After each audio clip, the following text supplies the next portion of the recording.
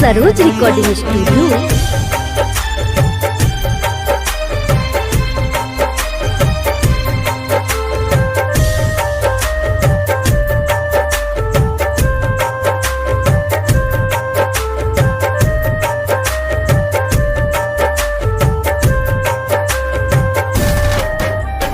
Photo तेरा देख के सजना याद करूं मैं तुझको।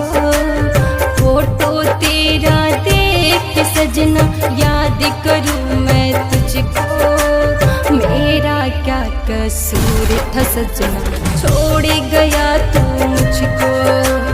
मेरा क्या कसूर था सजना छोड़ गया तू मुझको। फोटो तेरा देख के सजना याद करूं मैं तुझको। फोटो तेरा देख के सजना याद करूं मैं तुझको। मेरा क्या कसूर था सजना छोड़ गया तू मुझको।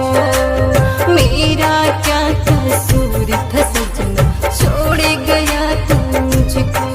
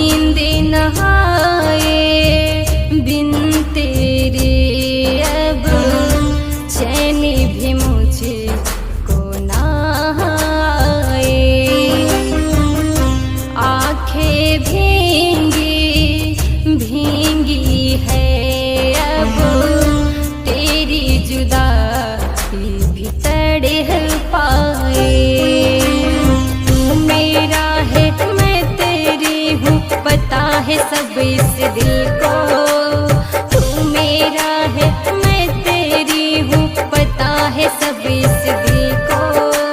मेरा क्या कसूर था सजना छोड़ गया तू मुझको।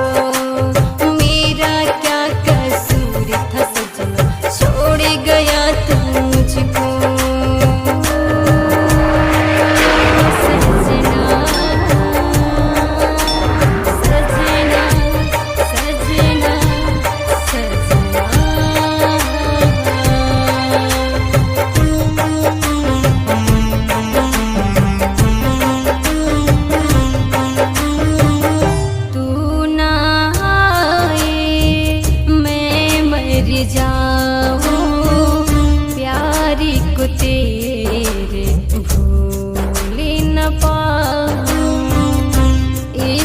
मोहब्बत का ये मेला छोड़ी के तेरे पास में आऊं।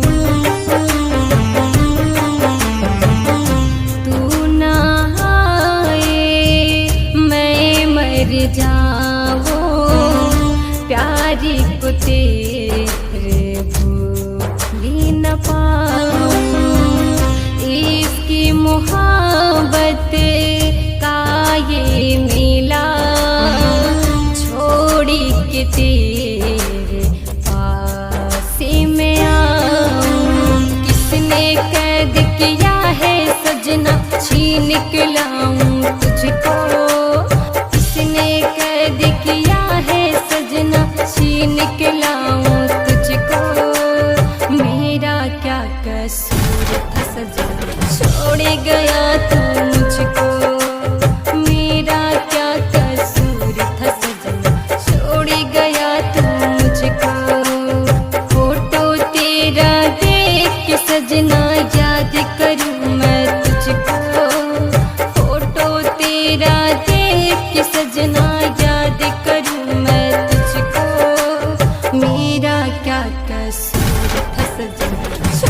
गया